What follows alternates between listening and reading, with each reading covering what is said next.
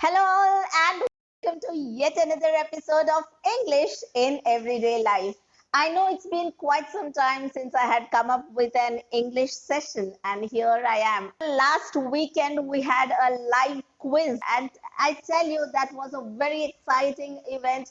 Lots of people participated in the quiz and it was fun. So if any of you would be interested to join me in a live quiz, you're welcome to do so. This weekend we are going to have live quizzes. So you can just tune into my channel and you will be able to participate in the quiz. You can give your answers in the comment section. Well, today we are going to talk about the usage of and an. Where exactly do we use a and where do we use an, and where exactly should we be using both these remains to be a big doubt among students. I know that even fluent speakers sometimes end up making mistakes in the usage of a and an. First, let's try to see a few examples where we use a and then we will try to understand where to use a and where to use an and where to use either of these two. So let's have a look at some examples. I saw a bird in my balcony. An apple a day keeps the doctor away. There was a red car on the road. An eye for an eye. If you observe closely, you will see that in certain examples we have used a, while in certain others we have used an. So what is the difference? To know where to use a and where to use an, you have to know a little about the English alphabet. The letters A, E, I, O, U are called vowels, and all the rest of the letters fall under the consonant category. The first thing that you have to remember is that a and an are both used before nouns, places, persons, or things. Second thing, we use a before a word, a noun that starts with a consonant. That is, if you observed the examples carefully, I said I saw a bird in my balcony. A bird. Bird starts with B, which happens to be a consonant. So we use A there. An apple a day keeps the doctor away.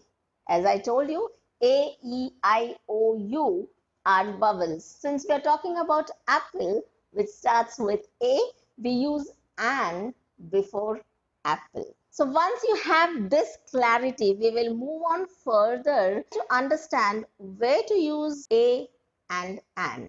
These two are called indefinite articles. So what is a definite article? The is the definite article. The name suggests that these are indefinite articles. Now what does that mean? Both a and an are used to talk about random nouns, whether it is a person or a place or a thing. You are not specifically indicating at any particular person, place, or thing when you use a. Like I say, I saw a policeman in the market. I am not specifically telling you which policeman I saw. I just say I saw a policeman. I would like to eat an orange.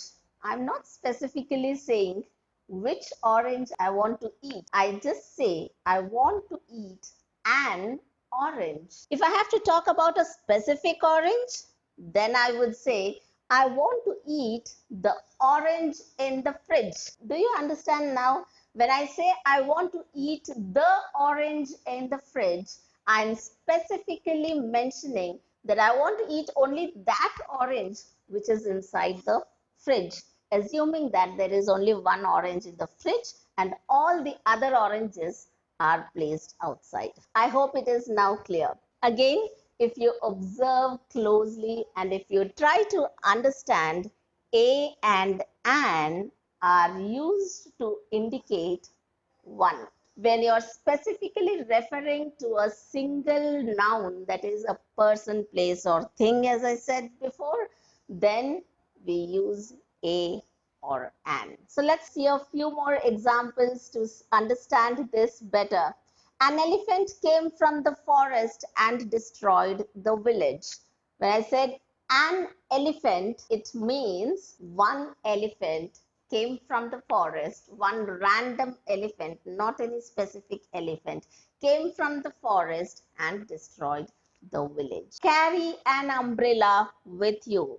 It may rain. When I say carry an umbrella, I mean to say carry one umbrella. However, we normally don't use one in such instances. It is often suggested to replace this one with a or an. I have a bag of oranges. An elephant came into the village. A bird flew into the garden, and so on and so forth. In all these situations, we use a or an. I hope this session was useful for all of you. If you still have some doubts, please come up with your doubts in the comments section so that I can clarify your doubts. If you did gain something out of the video and if you like the video, please do not forget to hit the like button, share the video as much as possible, and if you haven't subscribed yet, please do subscribe. Your subscriptions are important. Stay tuned for my further videos. Until then, bye bye. Stay home, stay safe.